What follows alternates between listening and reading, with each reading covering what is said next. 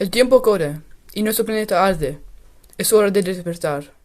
Migratie, conflict en verplaatsing, is dit wat onze toekomst brengt? Waarom luisteren we nog steeds naar de bla bla bla van de machthebbers? 我们有选择的权利，选择放慢节奏，减少使用，开始思考，停止过度消费。Dlaczego nadal wierzymy, że możemy kupić rozwiązanie? Pora się obudzić. Czas na zmianę. No podemos seguir así.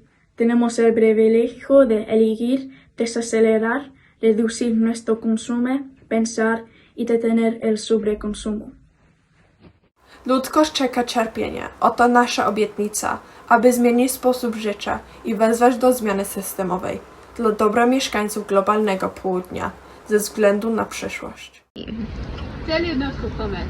Quelle est votre promesse? Il est temps de se réveiller. Mae'r cloc yn ticio, mae'n byd ar dan, mae'n amser deffro. Llifogydd panau nhw yn atholodi, dyma ein reality ni.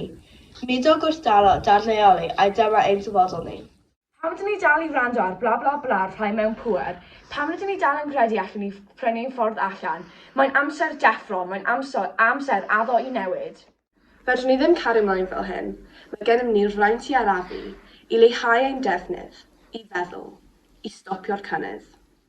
Achos nid ni fydd yn dioddef yn gyntaf, felly dyma ein haddewid, i newid ein ffordd o fyw, a galw am newid systemig, mwyn y rheini yng ngwledydd y deg i deuan, mwyn dyfodol ein cartref.